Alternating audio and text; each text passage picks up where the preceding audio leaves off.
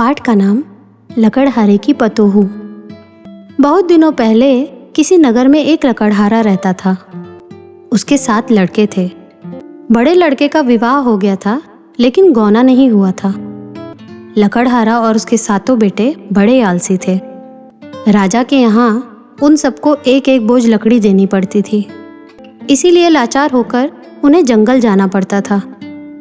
राजा के यहाँ से प्रत्येक को एक एक सेर अनाज मिला करता था। वे सभी मजदूरी में चना लिया करते थे।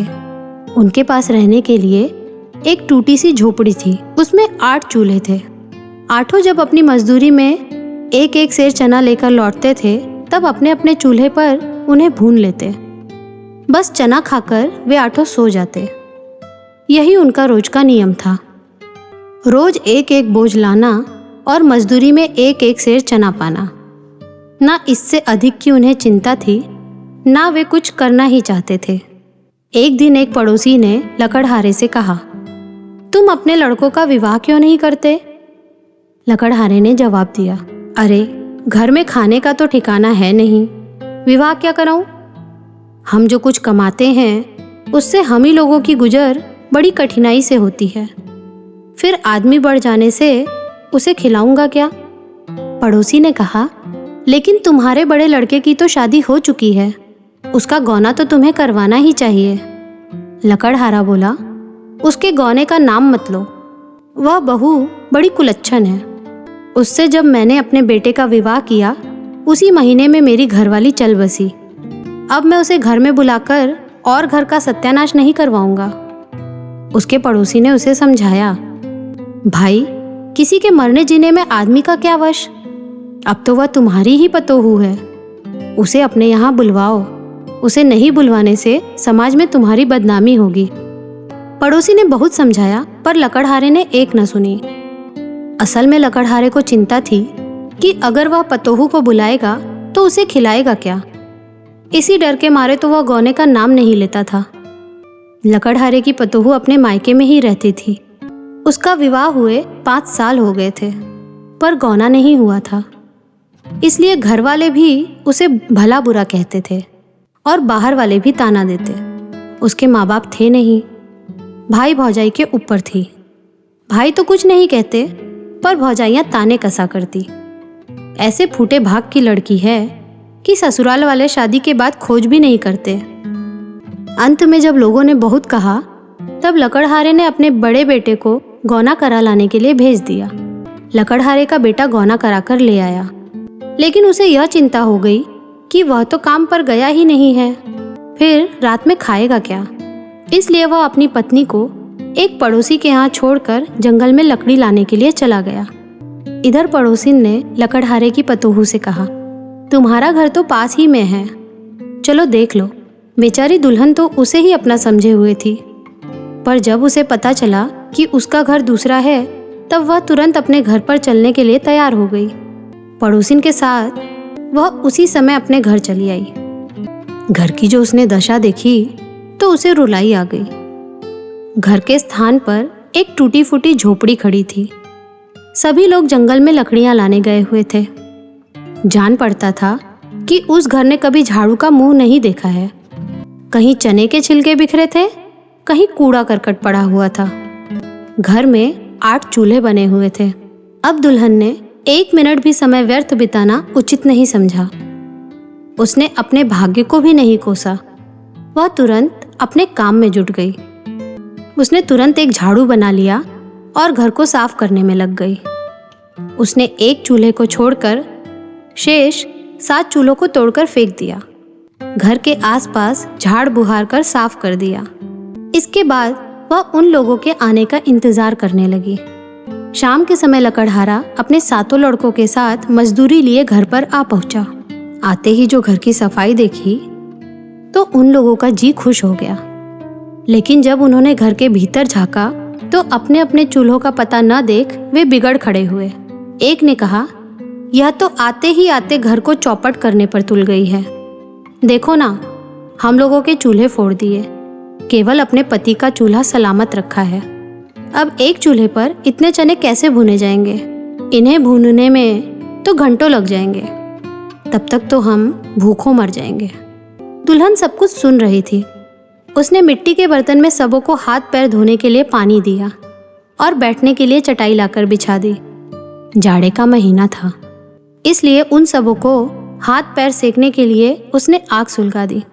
इसके बाद अपने ससुर से बोली, आप लोग हाथ पैर सेकें, तब तक मैं खाना बनाकर ले आती हूँ। यह कहकर वह चना लेकर एक पड़ोसिन के यहाँ चली गई। उसने पड़ोसिन की चक्की में सारे चने को पीस डाला।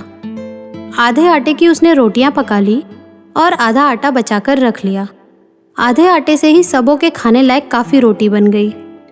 इधर ये लोग भूख से छटपटा रहे थे। तभी दुल्हन रोटी और साग लेकर पहुंच गई। बरसों के बाद इन लोगों को ऐसा स्वादिष्ट भोजन मिला था। सबों ने ठूस ठूस कर रोटियां खाई। बूढ़े लकड़हारे ने सारा क्रोध भूलकर पतोहू की बड़ी प्रशंसा की। ऐसी चतुर बहू पाकर वह फूला ना समाया। उसके दूसरे लड़कों ने भी भाभी की बहुत तारीफ की। सुबह होते ही सभी लकड़हारे लकड़ियां लाने चले।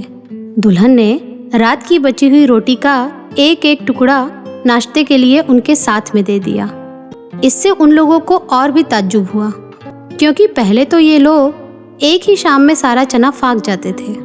उस पर भी पेट नहीं भरता था, पर अब एक आदमी के बढ़ जाने पर भी इन लोगों के भोजन में कमी नहीं आई, बल्कि नाश्ता भी मिलने लगा। शाम को सभी लकड़हारे अपने घर पर पहुंचे। तब उन्हें रोटी और बेसन की कढ़ी तैयार मिली।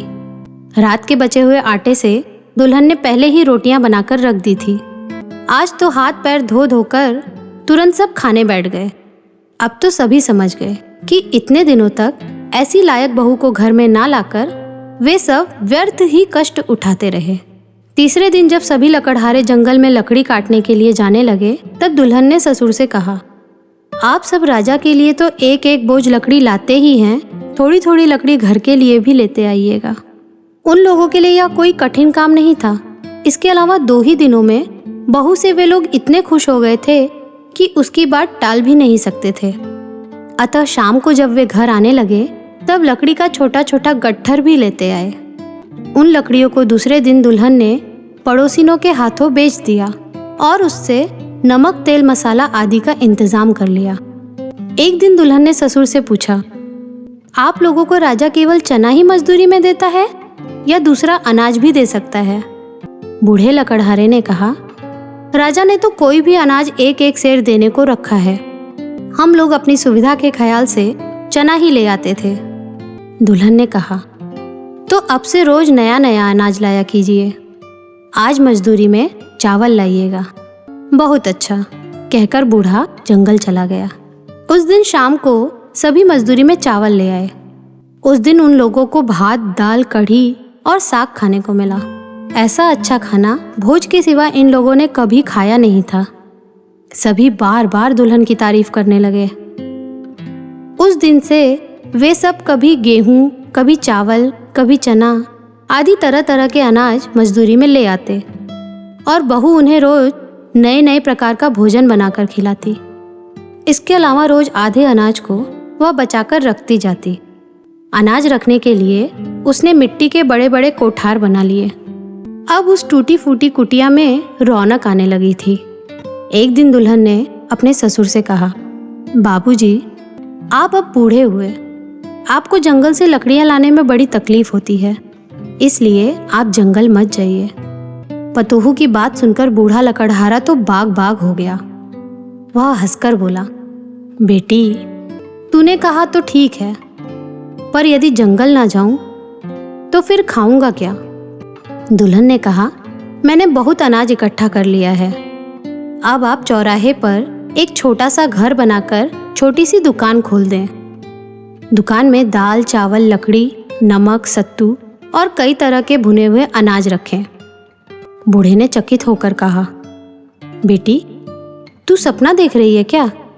इतने सामान आएंगे कहाँ से? दुल्हन ने कहा, क्यों, अनाज तो मैं दूंगी और लकड़ी ये लोग लाएंगे। सबों को बहू की बात पसंद आ गई। दुकान खोल दी गई। अब बूढ़ा दिन भर दुकान पर रहता, केवल खाना खाने के लिए ही घर आता। दुकान चल निकली और अच्छी आमदनी होने लगी। तो दोस्तों, ये था पुरानी हिंदी बाल भारती पुस्तक का एक पाठ। इसी प्रकार के अन्य पाठ एवं कविताएं सुनने के लिए हमारे चैनल के साथ जुड़े रहिए। मिलते हैं अगली कहानी में, तब तक के लिए धन्यवाद।